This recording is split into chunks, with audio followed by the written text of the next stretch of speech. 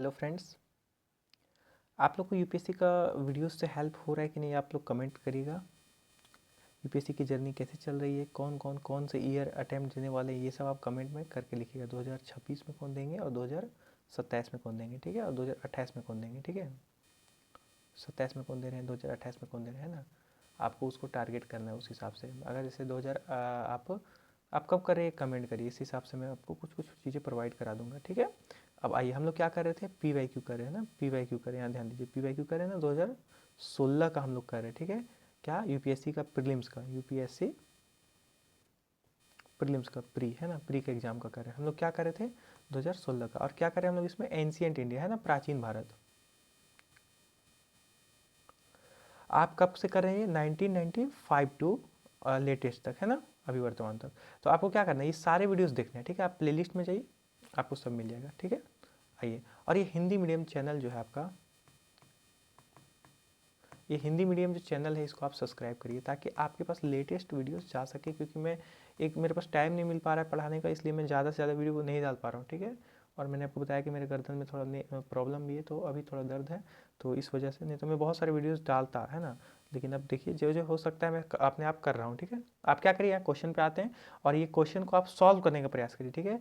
आप इतने दिन से पढ़ रहे हैं, आप इसको सॉल्व करिए, ठीक है। 2016 का क्वेश्चन है, सम्राट अशोक के राजा देशों में, है ना। फिर से देखिए, सम्राट अशोक के राजा देशों का सबसे पहला विकूटन डिसाइफर किसने किया था। विकूटन किसने किया था, आप समझिए, शब्द देख रहे हैं आप, समझ नहीं आ रहा तो कमेंट करिए, ठीक है। विकूटन किसने किया था बताइए। ऑप्शन ए है जॉर्ज बुलहर, है ना, बुलहर। ऑप्शन बी है जेम्स प्रिंसअप। ऑप्शन सी है मैक्स मुलर। ऑप्शन डी है विलियम जेम्स। कौन क्या था, जेम्स प्रिंसअप। आपने पढ़ रखा है, ठीक है। यहाँ थोड़ा सा एक्सप्लेन किया हूँ, देखिए इसको आप समझिएगा। सम्राट अशोक के राजा देशों का सबसे पहले विकूटन, है ना, डिसाइफर को उसने किया था, जेम्स प्रिंसेप ने। इन्होंने ही पढ़ा था ना, वो उनका अर्थ बताया था, यही बात ये पूछ रहा है, ठीक है। लेकिन शब्दों को समझिए, ये विकूटन पूछ दिया एग्जाम में, आपको समझ नहीं आएगा। डिसाइफर तो इंग्लिश में आप समझिए, कुछ वर्ड्स आपको इंग्लिश में आपको याद रखने होंगे, ठीक है। तो मैं क्या करूँगा, इंग्लिश में 300 नंबर का एक मेंस का पेपर होता है, आपको पता होगा, ठीक है। तो मैं क्या करूँगा, वोकेबलरीज कि एक अलग प्लेलिस्ट में जितना ही काम का है बस वही, ठीक है, फालतू की चीज़ें नहीं, ठीक है।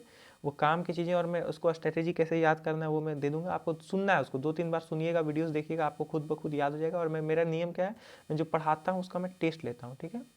तो उसको आपको इस तरह से आपको याद होगा, नहीं तो बिना टेस्ट का आप फिर पढ़ के कोई फायदा नहीं है, आप मत पढ़िए उससे। अच्छा, यहाँ पे ध्यान दीजिए, आप अगर पढ़ रहे हैं तो उसको टेस्ट दीजिए। अगर आप पी वाई क्यू पढ़ रहे हैं तो आप क्या करिए, पढ़ने का नोट्स बनाइए, इसको साथ में स्टूडेंट की तरह पढ़िए, इसको आप नोट्स लीजिए, आप उसको बनाइए ताकि आपको ये बाद में काम दे, है ना। समझ रहे हैं आप बातों को। यहाँ देखिए, क्वेश्चन 1 देखिए, सम्राट अशोक के राजदेशों का सबसे पहले विकटन जेम्स प्रिंसअप ने किया।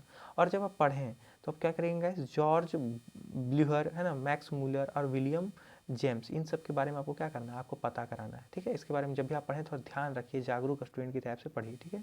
जेम्स प्रिंसेप, जेम्स प्रिंसेप का नाम आपने सुना है। 1838 ईस्वी में ब्राह्मी और ख्रोष्टी लिपियों को पढ़ने में सफलता पाई थी उन्होंने, ठीक है। 1838 में, आप टाइम पीरियड को देखते चलिए, ब्राह्मी और ख्रोष्टी लिपि, ठीक है, इसको क्या है, पढ़ने में सफलता पाई, यही विकूटन कहा जाता है इसको, ठीक है। इन लिपियों का उपयोग आरंभिक अभिलेखों और सिक्कों में मिलता है, ठीक है, इन अभिलेखों का, ठीक है।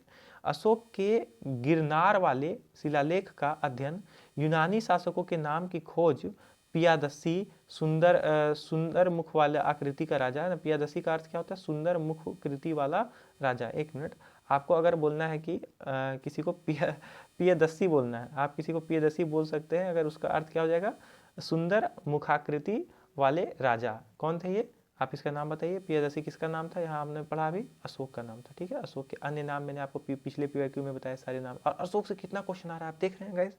और मैंने सिलेबस जो दिखवाया था, अब लिखवाया था आपको डिटेल सिलेबस,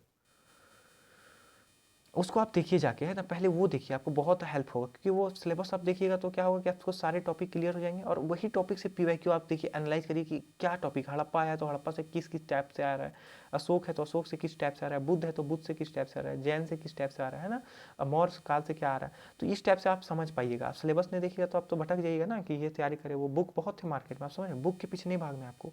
मैं जो स्ट्रेटेजी दिखा रहा हूँ समझिए आप, मैं आपको सिलेबस बताया, आपको पीवाईक्यू बता रहा है, ठीक है। तो क्या करना है, इसको आप आप कोऑर्डिनेट, इसको आपस में लिंक करिए, ठीक है, समझिए इसको, इतना पहले समझिए आप, पहले अपने दिमाग में आप डालते जाइए, एक चक्र बनेगा और वो आपका ये आपको समझ आ जाएगा, बात समझ रहे हैं। उसके बाद मैं एनसीईआरटी पढ़ाऊंगा तो वो चीज़ें आप एनसीईआरटी से फिर लिंक करिए और इसका टेस्ट दीजिए। आप ये क्या होगा, आपका पूरा पुख्ता हो जाएगा। और जब ये हो जाएगा, कुछ महीने तक ये प्रोसेस चलेगा, उसके बाद आपको क्या करना है, बुक्स में आना है। बुक्स जब होने लगेगा, फिर मैं पूरा प्रोसेस बता रहा हूँ, बुक्स जब हो जाएगा, कुछ बुक्स पढ़ लीजिएगा, भी स्टैटिक जो मैं बताऊंगा बस वही, उससे ज़्यादा कुछ नहीं, लिमिटेड। और बुक्स के बाद मैं आपको कुछ नोट्स भी आपको गाइड करा दूंगा, ठीक है। कुछ कोचिंग के नोट्स अच्छे होते हैं वो मैं आपको दूंगा, आपको कहीं जाने की जरूरत नहीं, मैं सारे कोचिंग का सारा चीज़ आपको प्रोवाइड कर दूंगा, ठीक है, आप टेंशन मत लीजिए। वो नोट्स आप पढ़िए, उससे मैं पढ़ाऊंगा, आपको एक्सप्लेन करूंगा। देन हम लोग क्या करेंगे, हम लोग फिर सीधा आप टेस्ट में उतरेंगे। इतना हो जाने के बाद किसका, पीटी का और मेंस का, और मेंस का भी मैं पीवाईक्यू एक बार करवा दूंगा, ठीक है, कि कैसे क्या है। और टॉपर्स नोट्स भी दिखाऊंगा कि टॉपर कैसे नोट्स बनाए हैं, टॉपर्स कैसे अपना आंसर राइटिंग करते हैं।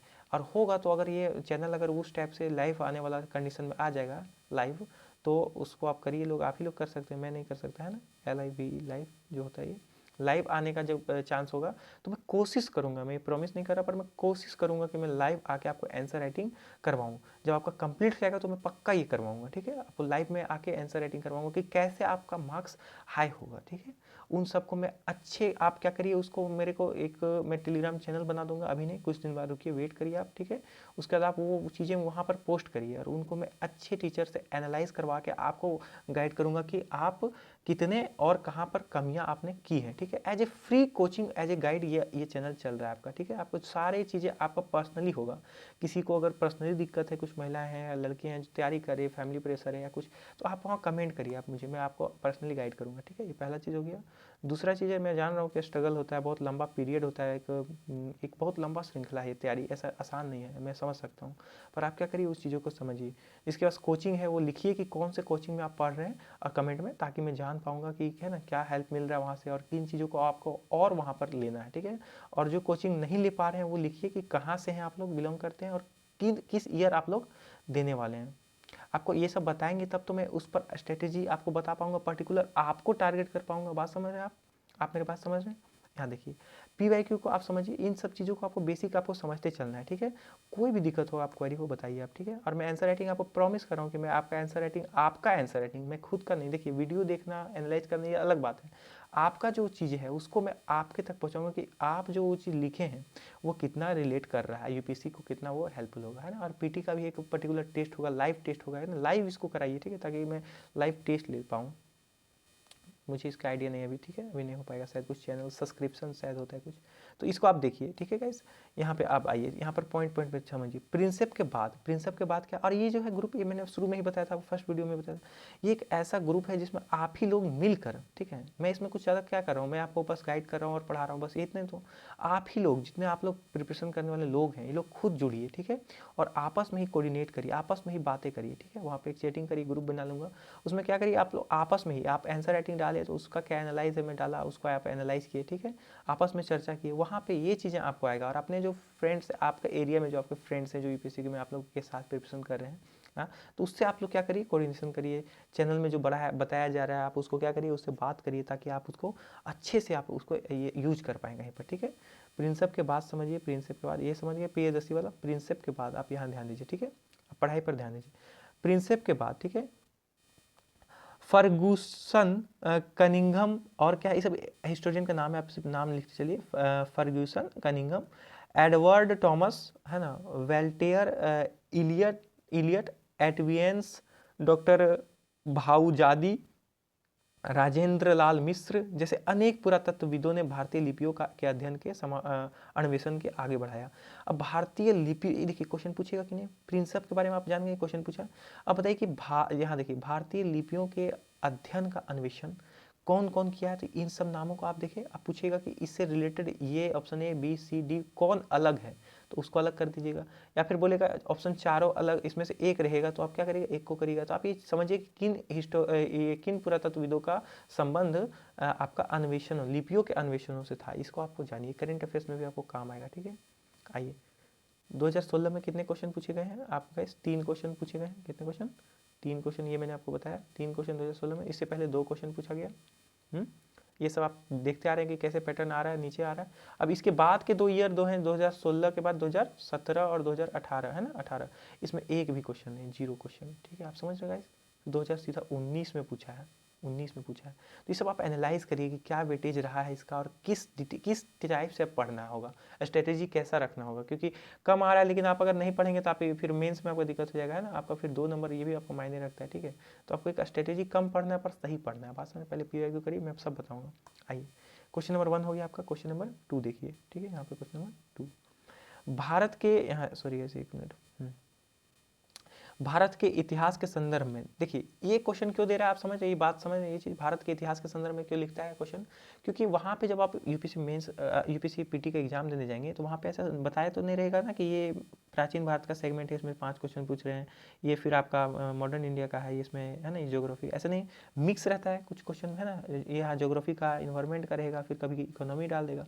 तो ये लिख दे रहा है ताकि आप ये जो शब्द आएगा इसमें, ठीक है, युग में जो आएगा ये सब शब्द, यहाँ देखिए शब्द आ रहा है ना, ये सब सुन के आप कहीं कंफ्यूज ना हो जाए, इसलिए आपको एकदम बता देता है कि इतिहास के संदर्भ में ही है, भारतीय इतिहास के संदर्भ में, आप समझ रहे हैं। निम्नलिखित युग्मों पर विचार करिए, क्या है, शब्द और विवरण, कुछ शब्द है और इसका परिभाषा के रूप में विवरण दिया गया है, आप यह समझिए। शब्द आपने ऐसा जरूरी नहीं कि ऐसा कोई स्टूडेंट नहीं है, आप डरिए मत इन शब्दों को देख के कि ये कैसा शब्द है, अगर आप नहीं पढ़ रहे हैं तो ऐसा बहुत कोई है जो नहीं पढ़ रहा है, समझे, आपका ये पोर्शन अगर कमजोर है तो किसी का दूसरा पोर्शन कमजोर है, तो आप यहाँ पर हताश मत होइए कि ये शब्द नहीं पढ़े हैं, ठीक है।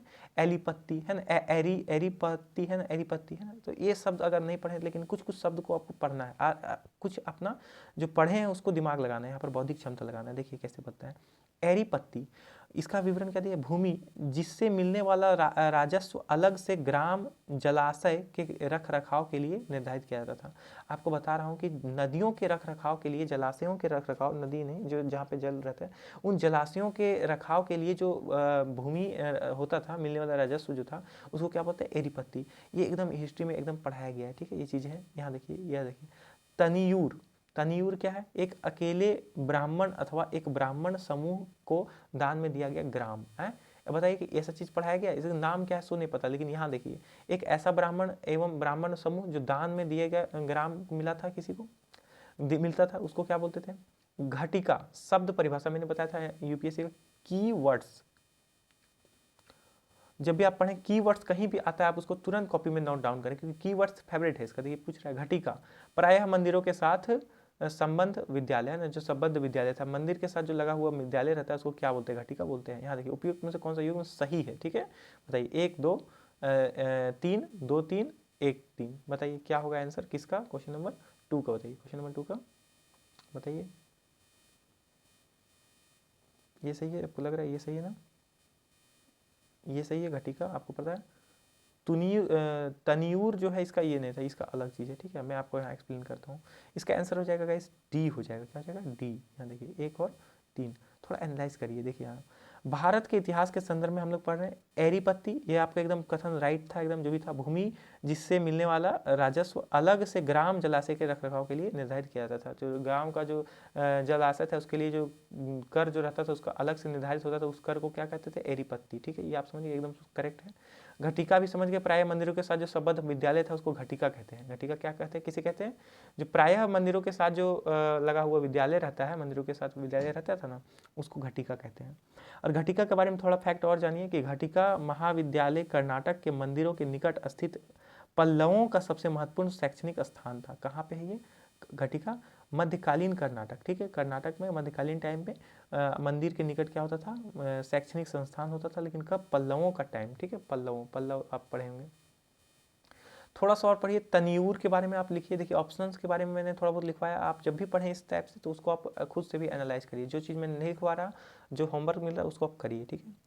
चोल साम्राज्य 850 से 1200 ईस्वी के प्रशासन से संबंधित शब्द है ना, क्या है ये, तैनूर जो है ये चोल साम्राज्य से संबंधित है, 850 से 1200 ईस्वी के प्रशासन से संबंधित है, ठीक है, चोल प्रशासन, चोल प्रशासन से संबंधित तनियूर है। इसके तरह है ना, तहत, इसके तहत क्या होता था, सभी गांव एक स्वशासित इकाई है ना, सभी गांव क्या हो जाता था, स्वशासित इकाई होता था, खुद प्रशासन का इकाई, ठीक है, ये समझ रहे हैं आप। तैनूर ना नाम पढ़िए यहाँ पर, तनियूर, तनियूर, इसको बार बार आपको याद रखना है, तनियूर शब्दों को, कुछ कुछ चीज़ें, और इसे सीखना है कि कैसे कीवर्ड्स पूछा जा रहा है।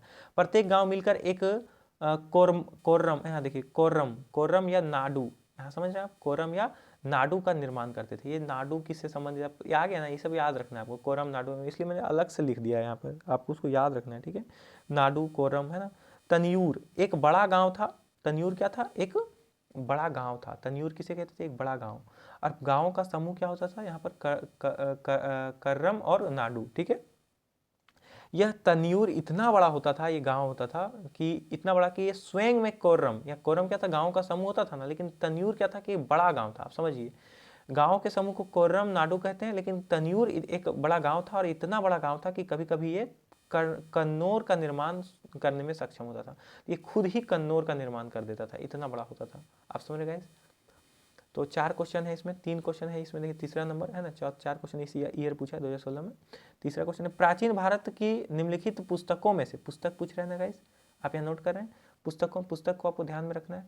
प्राचीन भारत के निम्नलिखित पुस्तकों में से एक में शुंग राजवंश के संस्थापक के पुत्र की प्रेम का कहानी, ठीक है। अब सभी पुस्तक आपको याद करने की जरूरत नहीं है, बात समझिए, यहाँ पर ये नहीं कि आप सारे पुस्तक पढ़िए जरूर, लेकिन आप रटने नहीं लगिए उन चीज़ों को, पढ़िए समझिए। लेकिन देखिए यहाँ यूपीसी का फेवरेट प्रेम कहानी, इसको बहुत फेवरेट है, ये हर बार पूछता है ये, ठीक है। यहाँ देखिए कौन है, शुंग वंश के संस्थापक के पुत्र की प्रेम कहानी। इसको प्रेम कहानियों में बहुत ही है ना, जो नाटक लिखे जाते हैं वो स्वप्न, यहाँ देखिए एक सेकंड गाइस, स्वप्नवासवाद है ना, वादता,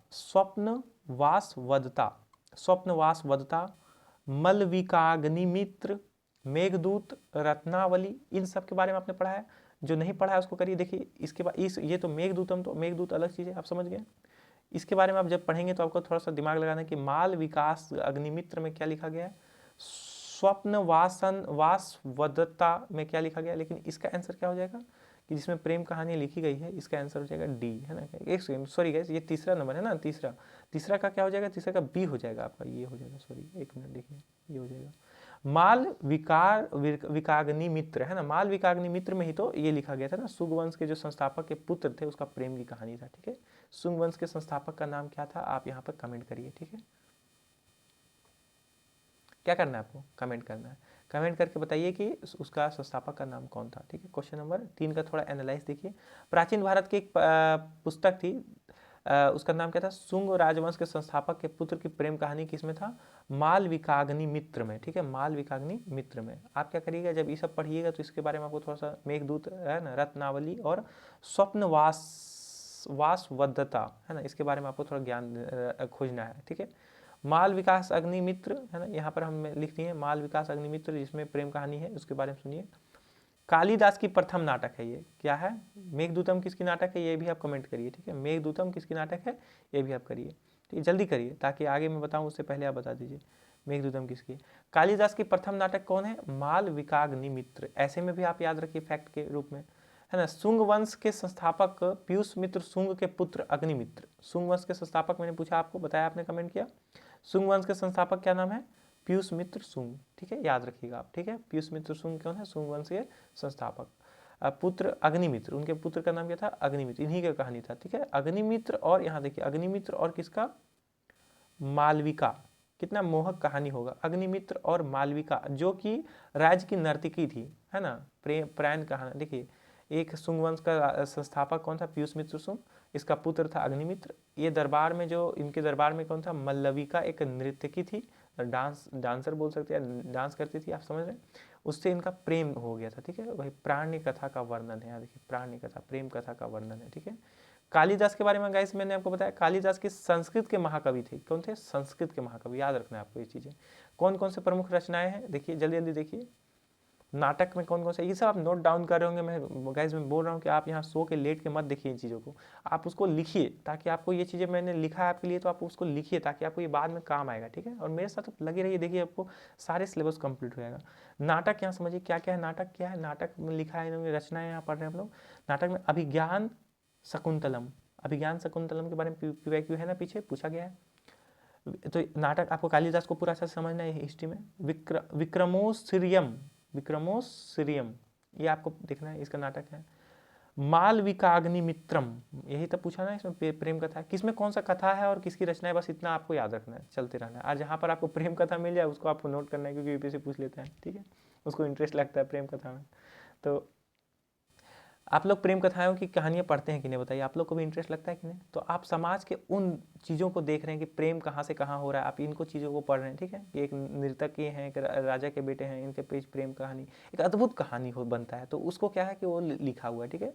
महाकाव्य क्या है, रघुवंशम और कुमार संभवन, है ना।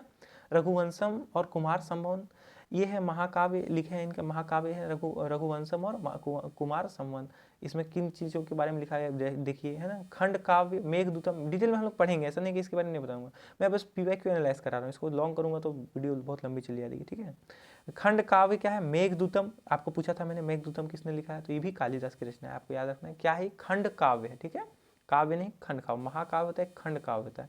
तो खंड काव्य क्या होता है, महाकाव्य खंड काव्य क्या होता है, ये सब आपको जानने की जरूरत नहीं है, ये ऑप्शनल हिंदी में जो है वो लोग जानते हैं, ठीक है। आपको मैं पढ़ा दूंगा उसमें, अगर आपका ऑप्शनल हिंदी है तो, आपका है तो आप जानते भी होंगे, ठीक है। खंड काव्य देखिए मेघदूतम और ऋतु संहार, ये क्या है, ऋतु संहार भी बहुत अच्छा ये इनका महाकाव्य है, ठीक है। आगे देखिए क्वेश्चन नंबर 4, इसका लास्ट क्वेश्चन है गाइस इस ईयर का। भारत के सांस्कृतिक इतिहास के संदर्भ में इतिवृत्तों, आप ये शब्द सुने होंगे, इतिवृत्तों, राजवंशीय इतिहासों तथा वीर गाथाओं, आप समझे वीर गाथाओं के बारे में समझते हैं, को कंठस्थ करना निम्नलिखित में से किसका व्यवसाय था। तो इतिवृत्तों को, राजवंशीय इतिहासों को और वीर गाथाओं को जो कंठस्थ करता था, याद करता था, भारतीय इतिहास सांस्कृतिक इतिहास के संदर्भ में श्रमक, परिव्राजक, अग्राहरिक या मागध, है ना, मागध लिखा हुआ है, ठीक है, मगध नहीं लिखा हुआ है, मागध लिखा हुआ है, आप ये सब नोट करिए। तो इसका क्या हो जाएगा आंसर गाइस, इसका आंसर हो जाएगा डी नंबर, मागध, ठीक है, यही होगा इसका आंसर, ठीक है। आगे थोड़ा सा एक्सप्लेनेशन देख लीजिए आप, थोड़ा सा दिया हुआ है। क्वेश्चन नंबर 4, भारत के सांस्कृतिक इतिहास के संदर्भ में इतिवृत्तों, राजवंशीय इतिहासों का वीर गाथाओं को कंठस्थ करने का जो काम था, व्यवसाय था, वो मागध का था, मगध नहीं, मागध, ठीक है दोस्तों, है ना। मागध क्या थे, जिन्हें सूत और मागध कहते थे, सूत भी इनका नाम था और मागध भी इनका नाम था, ठीक है। देखिए दो नाम है, ठीक है, दोनों को जहाँ पे अगर कोई शब्द में दो नाम दिए हैं तो आप इग्नोर मत करिए, दोनों को याद रखिए, सूत और मागध। प्राचीन भारत में एक दरबारी थे, ये क्या थे, प्राचीन भारत में के दरबारी थे, ठीक है। और मैं आपको बता दूंगा इस एक बार फिर से कि श्रमण, परिव्राजक और अग्रहारिक, जब भी आप इतिहास में इन शब्दों को, कीवर्ड्स को पढ़ेंगे तो इसके बारे में आपको थोड़ा सा जागरूक रहना है, ठीक है, क्या बताया जा रहा है क्या नहीं, ठीक है। आपको सब चीज़ लिखना नहीं है, बट इस शब्दों को आप लिख लीजिए, जो मैंने लाल पेन से यहाँ लिख के रखा है अलग अलग हर क्वेश्चन में। आपको PYQ 1995 से जो यहाँ बनते आ रहे हैं उन सबको जब पढ़ेंगे तो जो टॉपिक्स हैं उसको तो आपको पढ़ना ही है, साथ में इसके बारे में थोड़ा सर्च रखना है दिमाग में कि ये जब आएगा तो आपको करना है। आपको समझ आ रहा है तैयारी कैसे हो रही है, आप पूरा एक चक्र में फंस रहे हैं ना, मतलब बन रहे हैं ना एक चक्र में कि कैसे तैयारी हो रही है, कैसे हो रही है, और ये आपका होगा। कौन सा अटेम्प्ट है गाइस आपका, ये बताइए आप लोग, है ना, कहाँ से हैं आप लोग, ये सब बताइए, कमेंट करिए ताकि मैं जुड़ पाऊँ आपसे और भी, है ना, आपको जान पाऊँ, है ना। तो चलिए, थैंक यू गाइस, आप वीडियो देख रहे हैं ना, हेल्प हो रहा है तो आप कमेंट करिए, थैंक यू।